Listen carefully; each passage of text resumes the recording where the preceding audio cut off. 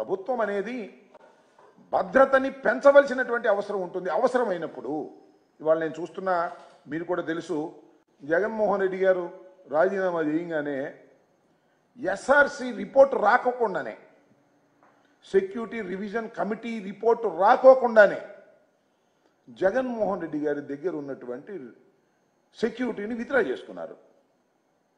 ఇదే ఆయన గేటు దగ్గర ఉన్న సెక్యూరిటీని తీసేశారు. ఈ రోడ్లోకి అందరినీ ఎలవ్ చేశారు.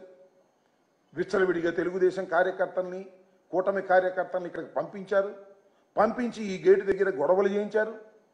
అపాస్పాలు చేయాలనే ప్రయత్నం చేశారు. అన్యాయంగా ప్రవర్తించేటటువంటి ప్రయత్నం చేశారు. ఇవన్నీ మీడియాలో ప్రసారం చేశారు. ప్రసారం చేసి జగన్మోహన్ రెడ్డి గారిని పలుచన చేయాలనేటువంటి ఒక ప్రయత్నాన్ని చేస్తున్నారు.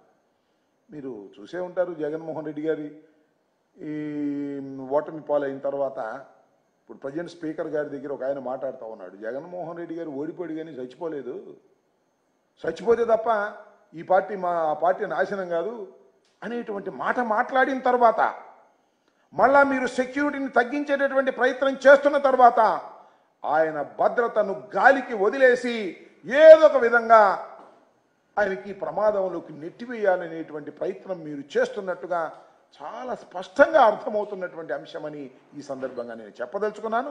దానికోసమే మేము న్యాయస్థానాన్ని ఆశ్రయించవలసినటువంటి అవసరం వచ్చిందని కూడా ఈ సందర్భంగా నేను చెప్తున్నాను.